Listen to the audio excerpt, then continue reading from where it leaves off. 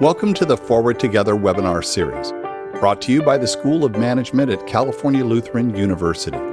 The series is designed to bring interesting topics and people to our global community of students, alumni, and leaders in business and government to empower, educate, and inspire. Forward Together features experts from industry with the purpose to spark thought, connect people, and stimulate engaging discussions. Please submit your questions in the chat. We will hold a Q&A immediately following the presentation. Today's host is Gerhard Apfenthaler, Dean of the School of Management. Good afternoon. Thank you, everybody, for being here with us today, giving us part of your lunch break. My name is Gerhard Apfenthaler. I'm the Dean of the School of Management. And I have to say that today is an unusual edition of our Forward Together webinar series. It's unusual in two ways. First of all, it's part of the university's homecoming experience that runs throughout the month of October. And it's also unusual in the sense that today we do a panel instead of a single speaker. And shortly after the formal part of today's webinar ends, we will also have an informal reception for our alums that will be hosted by one of our alumni.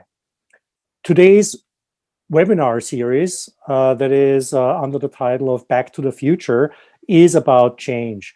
It's about change that has happened in the world of business around us, but particularly also, of course, about change that happened at the School of Management at California Lutheran University. I've been here with Cal Lutheran since 2009, and in those 11 years, I can personally say that a lot of things have changed, both around the university and within.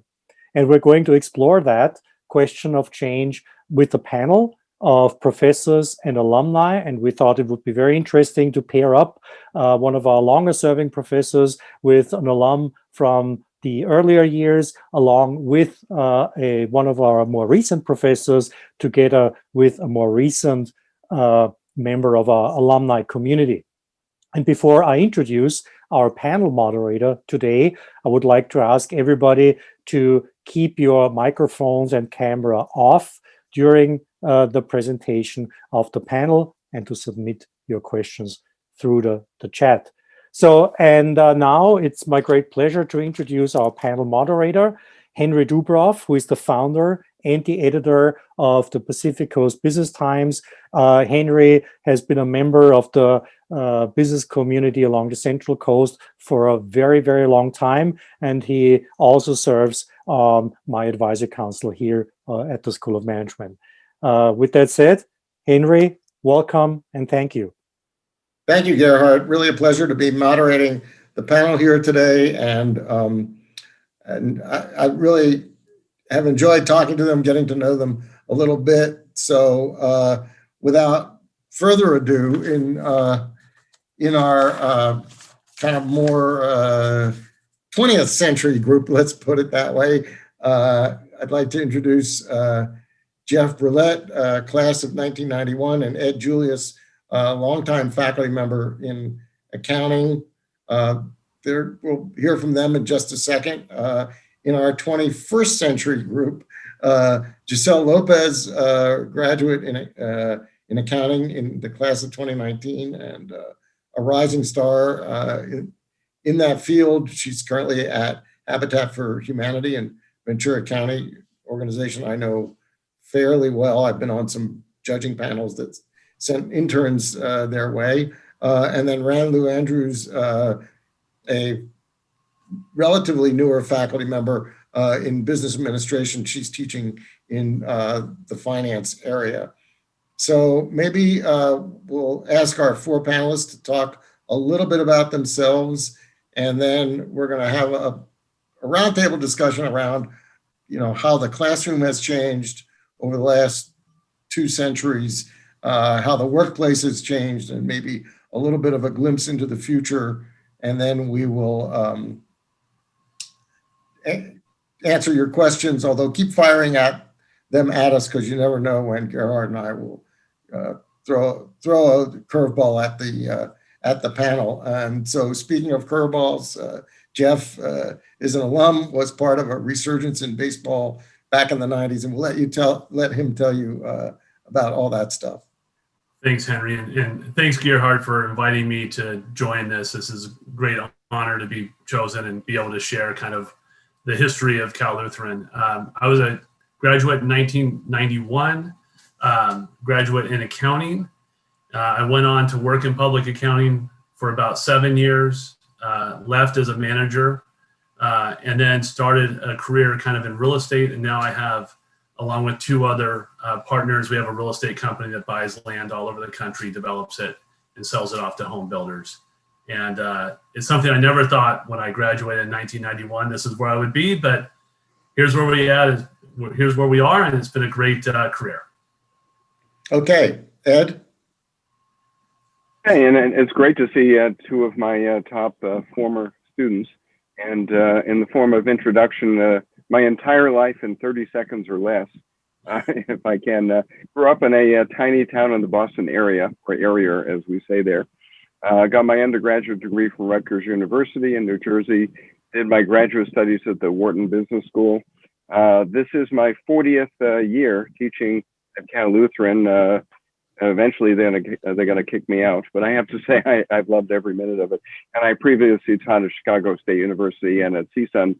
Finally, something unusual about myself is I am a professional crossword puzzle constructor. And on 3 occasions, I taught a 1-unit course at Cal Lu back in the 80s, I think, entitled Crossword Construction for Fun and Profit. And it was a lot of fun. And that's it. I think I did it in 30 seconds. Wow, that's great. That packed a lot in there. Giselle. Okay, definitely a pleasure to be talking to you all. So my name's Giselle Lopez. I graduated from CLU back in December 2018 with my BS in accounting. I started out my career in the nonprofit sector. I'm currently the Director of Finance for Habitat for Humanity of Ventura County. Basically, our mission is to build low-income housing in the Ventura County area, and we partner with cities and county to make sure this is possible. And I'm also helping start up a new nonprofit called Never Thirst that's going to be bringing in new plumbing, developing to infrastructure to bring clean water to some countries. So yeah, it's a little bit about me. Excellent. Okay, Ram. Hi, everyone.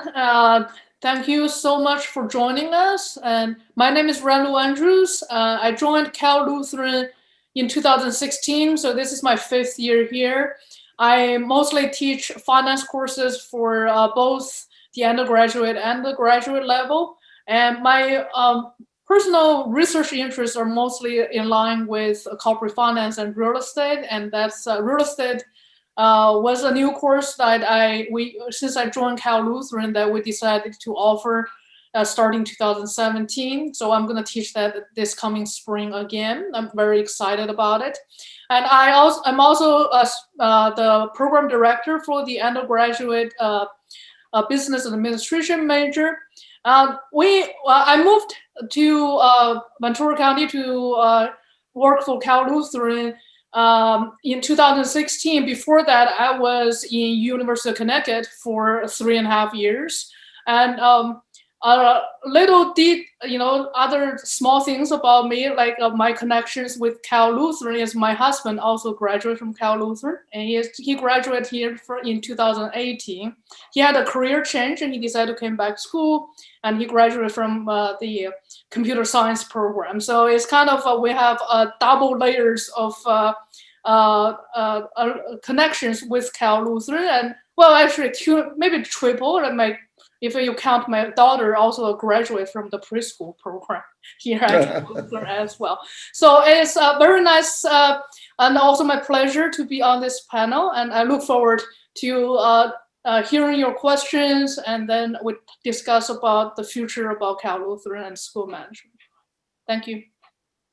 Okay, well, this is a great start. You can see why this is a fun panel.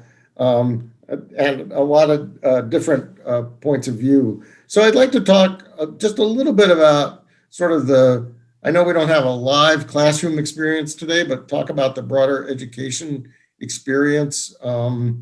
And some of the things that you, Ed, you're going to be a fabulous resource on this. Some of the changes that you have seen in the environment, and Jeff, since you hire a lot of people, you've probably noticed them too. So let's talk about sort of the education experience and how it's evolved. And Giselle, I mean, people have gone from, normal to COVID. So you've seen some changes or experience, know that there's been a lot of change as well. So let's just start with Jeff and just kind of keep it in the same order. Great. One of the things that has really changed, I see as I look at kind of what I went through, and the kids I call them kids, but these young adults that are coming, graduating, is just the change in technology skills, and the pace at which work gets done is so different. If we would have had an experience like this in 1993, I would have been on the phone all day trying to get tasks done. Now with email, with spreadsheets, with the ability to communicate virtually, to hold a panel discussion on Zoom, technology has just changed our life so much. And this younger generation, when I'm out, I jokingly say that technology skills are inverse to your, so the new kids have way more technology than I do, and generation will have more than them. But I think that technology is probably the biggest change. When I started in public accounting in 1992, the first company I was auditing, I had to do the trial balance on a piece of paper and actually handwrite all the journal entries out. And if you made a mistake, you had to erase and go back. You would never see that anymore in a public accounting firm. It's a completely different ball game. And I think that's definitely the biggest change. Great. Ed? Well, let's see. When I was in college, I think the technology was that the calculator had just been invented. I didn't let my students use the calculator because it was too expensive for most people. It was too expensive for me. The very first one, I think it was the Bomar Brain or something, $150. And we're talking mid 1970s. But to echo what Jeff just spoke about, a day or two ago, just for the heck of it, I checked on the internet to see if I was, missing anything in my thoughts about changes over the years. And I just typed in on Google changes. I think it was mainly in accounting or maybe business in the last 30, 40, 50 years. And, printed out about half a dozen of the articles. I would say 90% of what was written had to do with technology, starting in the 1990s, and just, pages and pages of, the efficiencies and so forth. So absolutely, Jeff, you took the words right out of my mouth. And other than that, I would say, at least for accounting, but probably other areas, the importance of a broader business education, for example, which has worked out great for accounting majors, in that in recent years, to get licensed as a CPA in California, one needs 150 credit hours and specific accounting, business, and ethics courses. And with a degree in accounting at Cal, they have 124 units. So they have to pick up the extra 24 units or maybe a little bit more. So what's great is that in recent years, we have added so many majors and emphases and minors at Cal. And I tell my students the perfect way to augment your degree, prepare for the accounting profession, with the broadened business environment, is take up a minor, say in financial planning, take courses in investments, information technology, business management, international management, and so forth. So kill two birds with one stone. And, again, going back to the 80s, we have just, broadened what is available for our students. international business and so forth. So technology and the importance of focusing on, for at least the accounting majors, not just accounting, but several other areas within business. Giselle, what about this technology and maybe the globalization of education? How did that factor into your experience? Yeah, so I mean, I've only had a brief amount of time in the nonprofit world and in my career. So I started off first off with a public accounting firm that was completely paperless, which was definitely a life changer. And then when I went on to Habitat for Humanity, I tried implementing some of those things that I learned from the public accounting firm. And when COVID hit, I mean, it was completely useful to have that prior knowledge of changing everything into going into paperless and I mean, the teleworking network. And yeah, I mean, it definitely has changed over time. And I mean, it specifically started with CLU when we were going into learning more about QuickBooks and all the softwares and all the technology that was just useful in the accounting field. So yeah, as mentioned, Jeff, we did start off with in Julius's class of writing down everything on paper, but now as we learned, everything's in software. So yeah, it's definitely something that's changed over time. Great. Ron, you're the sort of the last word on this. So what do you see having changed in education, and what are some of the takeaways? So I got my PhD from University of Cincinnati back when, all right, and then I started teaching. At that time, the business school skill sets in terms of technology is like you have to be a master at a Microsoft Excel spreadsheet, right? So I mean, even today is a given, but at that time it's like, who can actually know the most shortcuts in Excel spreadsheets? Who can actually build a model in a pro forma model in the spreadsheets? Even today is still valuable, but now technology, I just piggyback on everybody was saying, has changed so much. Now, I mean, especially in finance, we are looking for programmers. We're looking for people who know Python, who know C#, who know Java, who can actually manage millions of observations in a big data set to actually analyze portfolios and human behavior. So when I became, with the support of school management, I actually became a chartered financial analyst, CFA, in 2018. Wow. And when you talk to people actually in the modern finance and people from Los Angeles or any big markets, they're looking for people who not just having the necessary business knowledge, but also have the technical programming skills to actually succeed.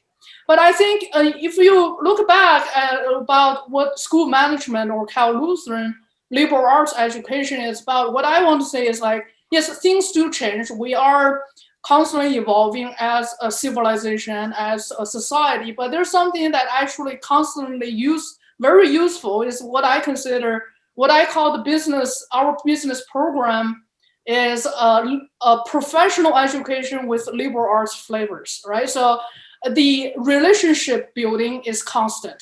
Yes, it is changing with how we build relationship, but business is about relationship. And I think we are having students to constantly evolve more on campus in different functions and having more clubs. And I think, Giselle can talk about her experience in like accounting club, things like that. And like Ed has been a very important role in that development of that club, but also our industry communications, industry outreach has grown beyond what a traditional academic setting has been, right? So we talk to a lot of our local employers, and we are involved, like Henry, you're constantly involving in our programs. So, and I think the technology involvement will help us to do more in terms of how we connect with people, how we build that relationship. And also, when we talk about later on, I'll give it back to Henry before I start talking too much. We'll talk about how we think about our programs in school management can develop to cater to what we think the future needs or what we think our students will need. One of the feeling I have is I started teaching since 2008. Before that, it's like you have one generation of students probably every 7-8 years. They all behave very similar for about 8 years age difference. Nowadays, the generation shrink. So you probably have one generation is about like 3.5 years. And then you have the freshmen came in, they behave totally different than seniors. And I think if you have younger kids, some of the ones in the audience, you have younger kids that spread apart, you probably see their behavior and how they learn differently as well. So I think that's also a change that as faculty, as the program develop, that we should also consider that as well. This is terrific. I hope everybody's enjoying it as much as I am. I'm learning. I'm in the classroom right here. I want to go to the workplace and talk a little bit about, we've talked about this, a couple of themes. One, technology. Second, Ed's concept of the accounting, but broadening it out. And then Rand's thought about, we're way beyond spreadsheets and the power of building relationships. Where are we in the workplace? I'm working on a project with some Cal Lutheran MBA students now, and it's been very interesting. But where are we in terms of the workplace and the students that we're seeing coming out of Cal Lutheran? And what, for Jeff and Giselle, you have direct experience.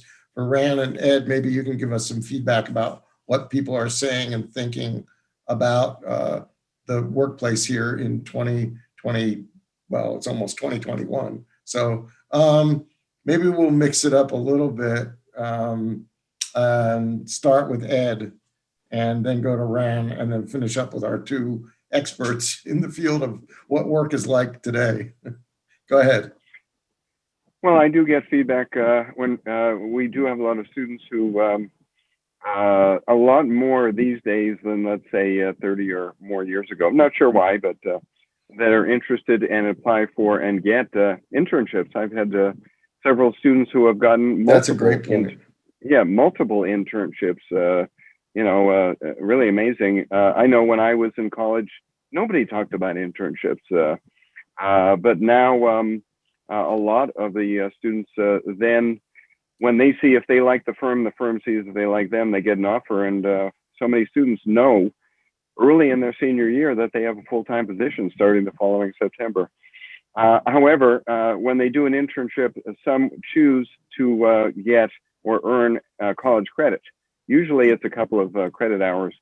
And one thing I require, in addition to a weekly journal and so forth, is a performance report from their supervisor wherever they're interning, and I read them carefully, and they just love our students. Say that they do a great job. They ask lots of questions, and they say everything short of we hope that they're interested in working for us full time. Are they getting hired off internships? Oh yeah. They definitely are. And in several cases in recent years, I've had students come in and tell me that they've gotten multiple offers, in some cases where they haven't interned, and what do they do when they're panicking? And I said, well, that's quite a good predicament to be in, Right. And, and then we discuss what would be the best firm for them. So just so many internships and great, performance reports over the years from their supervisor. I can't remember any other than just superb feedback. Cool. Very good. Thanks. Ron? Yeah, I think I'm just, I feel like I'm repeating what Ed is going to say. Because from the business administration major point of view, we have started pushing a lot of what we call experiential learning opportunities. An internship is definitely one of the most important vehicle that we use for experiential learning, right? So for audience who are not familiar with that idea, back when you were in Cal Lutheran, it's like we are start to looking at how students learn, right? We talk about the generational differences in terms of learning. Now we recognize not everybody learn by reading books or by going to classes. A lot of people are. It's like that idea kind of actually co-op was kind of popularized by University of Cincinnati, which is my alma mater, from the engineering school, right? So learning by doing. So it doesn't really matter what theories we talk about in class. If you don't know how to use it, then it's meaningless, right? So internship definitely offer that. And I echo what Ed was saying. My own personal experience, I don't really have the exact data yet. I'm hoping that we can collect more and more data on that. My personal perception is students who have 1 or 2 internships while in the undergraduate programs usually tend to have job offers before they graduate. And also they even if they don't, they probably can find a job quite easily within about 6 to 12 months after graduation, because we find that employers, which Jeff is one of those in our panel right now, actually looking for those real life experiences in addition to the courses they took. And so I think one of the things that we do, and also we are start doing more. I like competitions. I think I personally like sports, and I think many of the people in the audience like sports. I think competitions brings the best out of people, and also bring you the best, highlight your own confidence as well. So we start encouraging across our programs to participate more in the academic competitions. I know there are case competitions they done in hospitality, which is our new major, one of our new majors.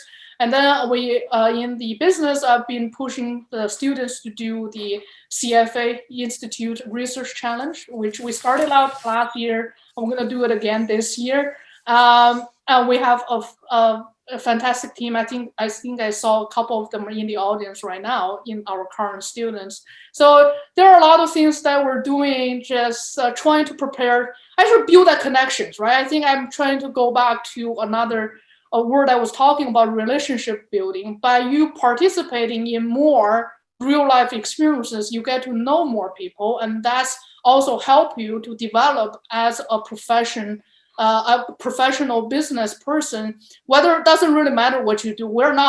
I truly believe in liberal arts education. I don't think that we should narrow down our purpose in life. And especially in college, it should be discovery process. You should explore what you're good at and what you like, and then you position yourself. Like Giselle already changed her career, right, from a CPA firm to a nonprofit, and I think she can also explain that a little bit as well. So I would just give it to our 2 alums and then let them talk about their own experience in that. I think we'll go to Giselle next, because we have a couple questions that came out of the chat that relate to Giselle and her experience. So, in addition to talking a little bit about the workplace experience, one question was, what was the transition like from a for-profit firm into the nonprofit sector?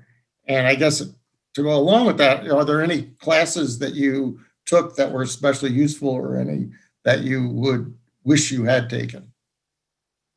So starting on how it happened. So it actually happened kind of abruptly. I mean, fortunate enough, there was someone on the CLU staff that actually recommended and informed me of this open position. So that's kind of how I got into Habitat for Humanity. And it was quite a change. I mean, if you look at how the structure of a CPA firm is versus a nonprofit, I mean, all processes and setups and everything is already implemented on CPA.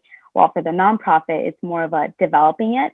And I think that's something that I enjoy more of, developing the processes and getting to know more specifically on one single company. Because when you're working at a CPA firm, it's multiple of them. While with a nonprofit, and me specifically working in one, I mean, that's definitely something that helps. So I think something that I would have liked to take in at CLU would be more, I think, a business organizational class, to see how exactly our nonprofits work and just exactly how well versed they are, specifically Habitat for Humanity, because we have a retail section, we do fundraising as well, and then we build our homes, which is construction, and we also do repairs on homes. So yeah, that's something that I would like to take in. Very good. Thank you. Thank you for those answers.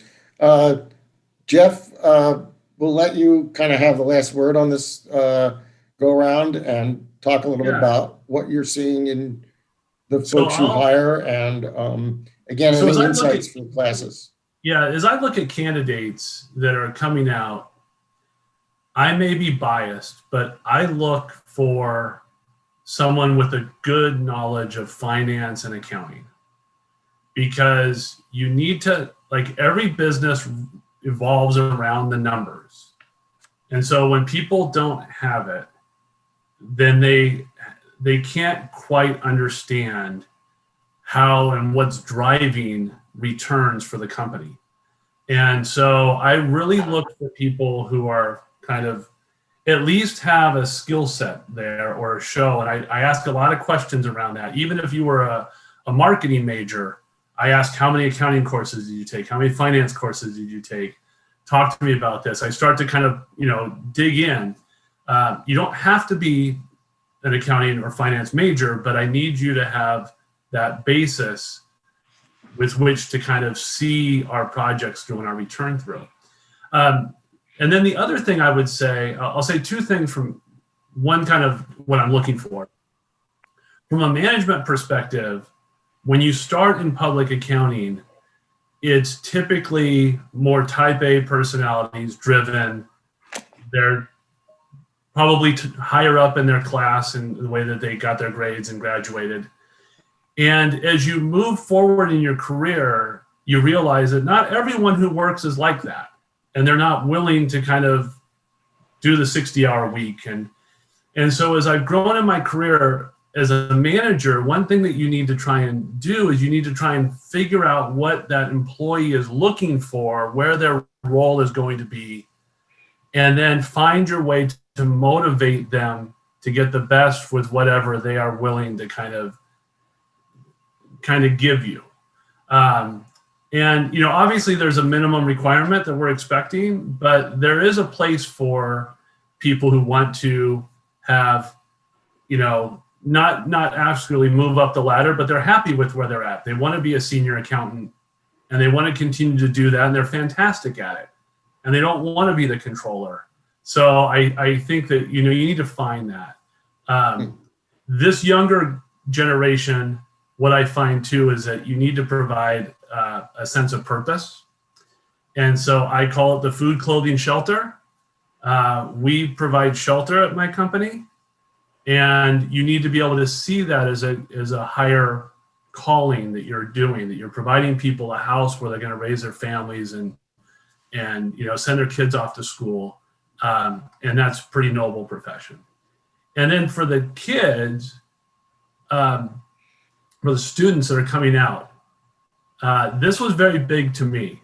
I didn't realize what I was actually learning and what I was good at until after my third job. And what I realized was I went to Cal Lutheran and I started at I played baseball.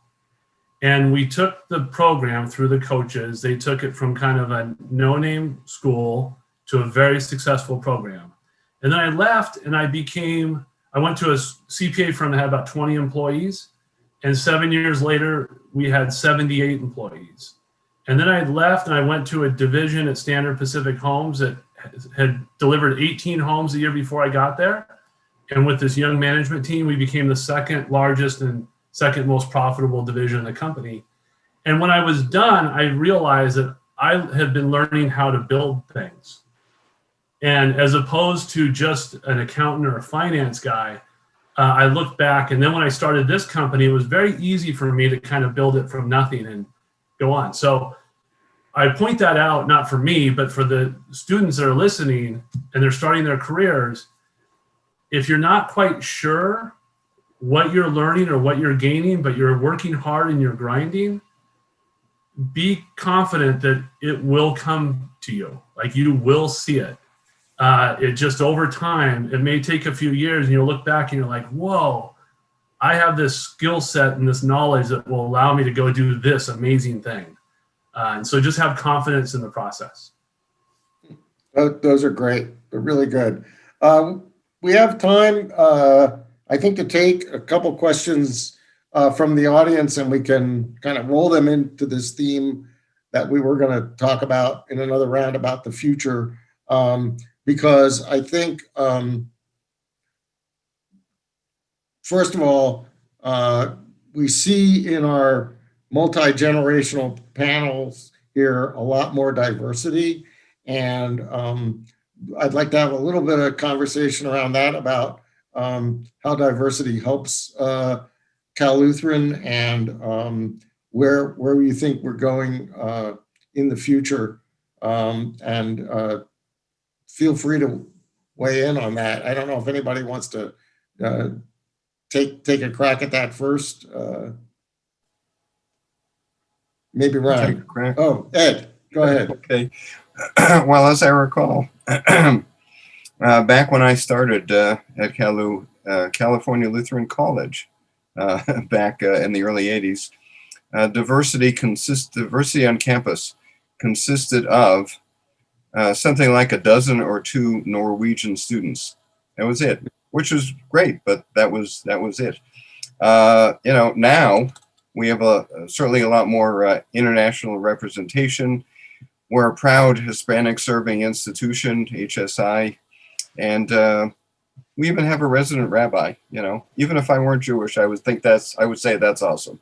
Okay, and what's great is that we can share all sorts of ideas, and it's apparent that we can all get along quite well, learn from one another.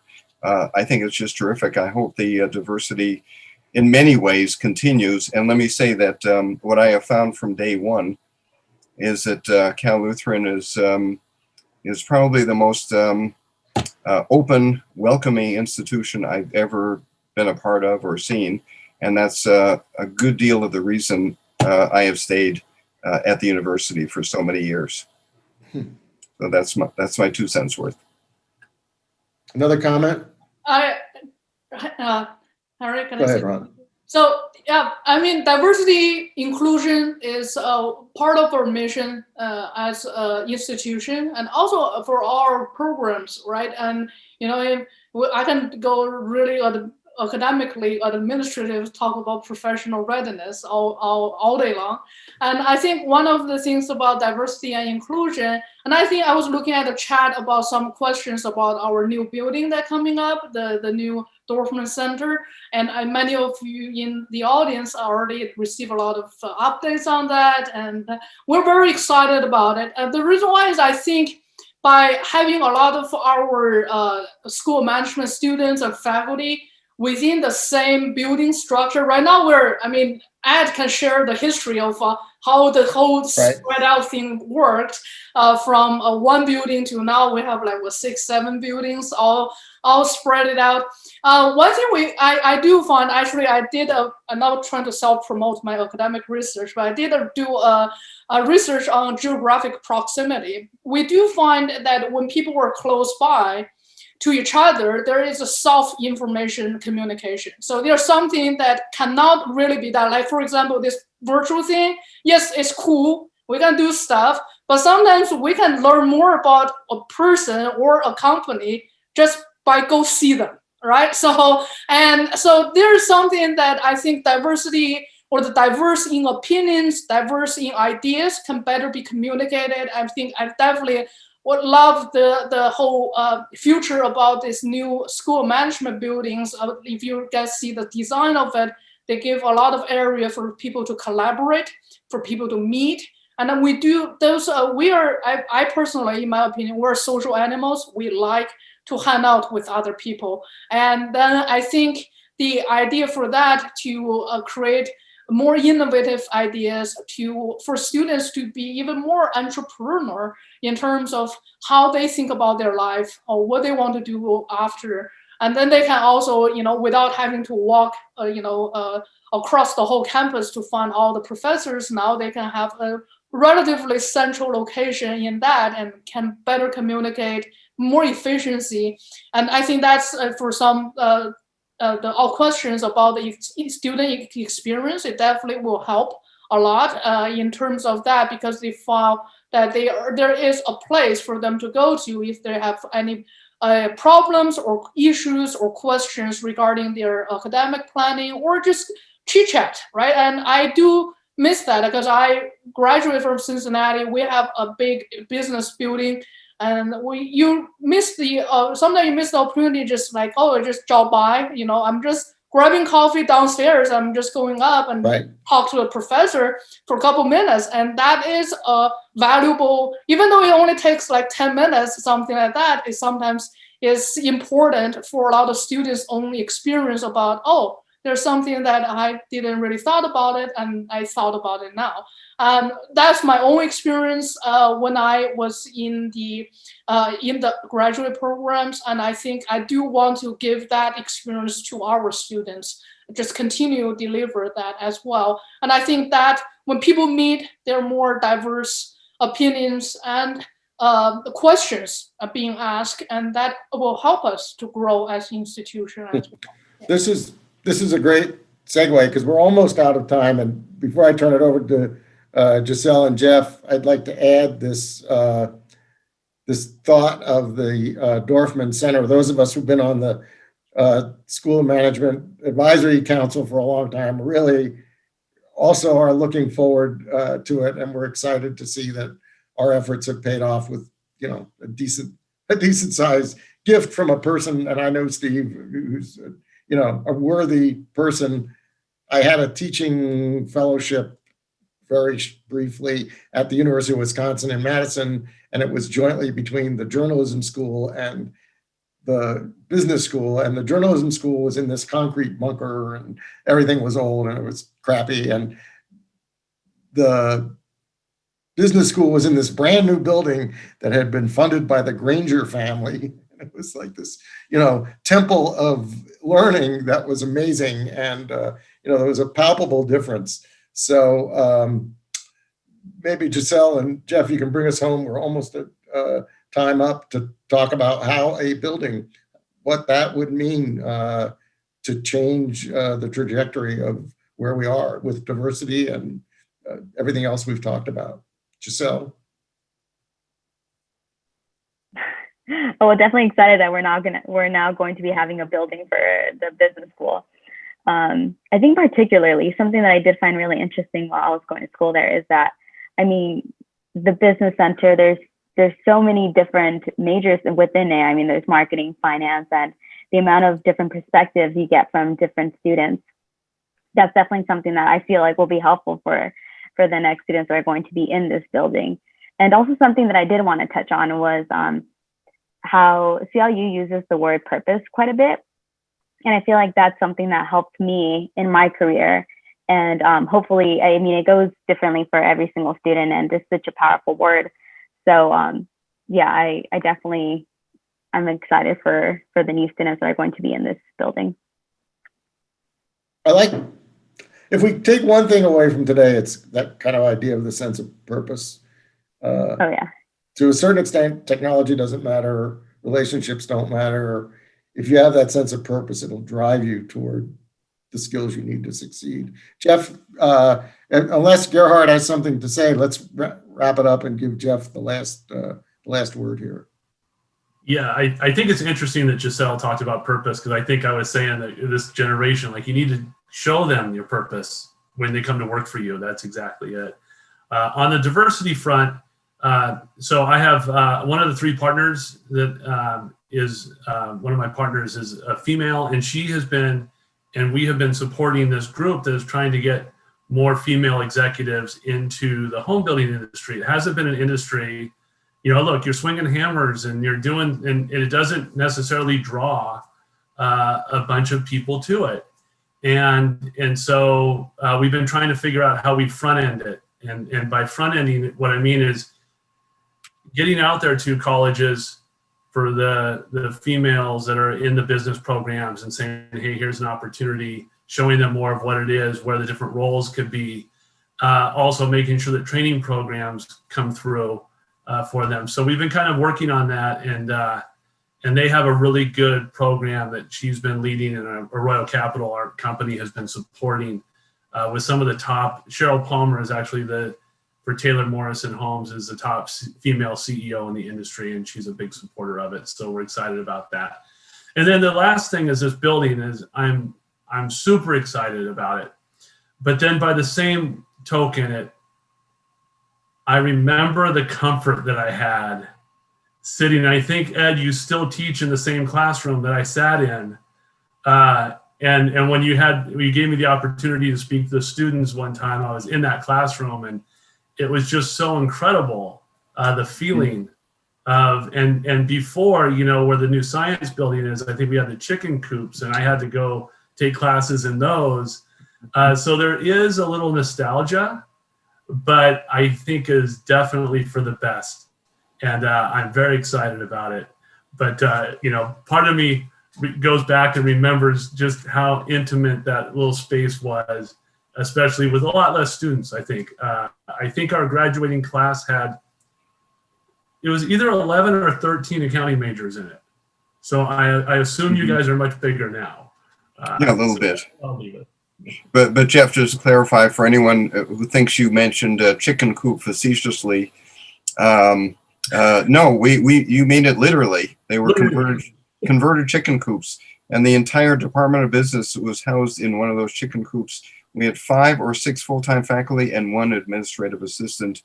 And now you mentioned the new Endorphin Center. I just can't wait for it to be built. It sounds like it's going to be magnificent.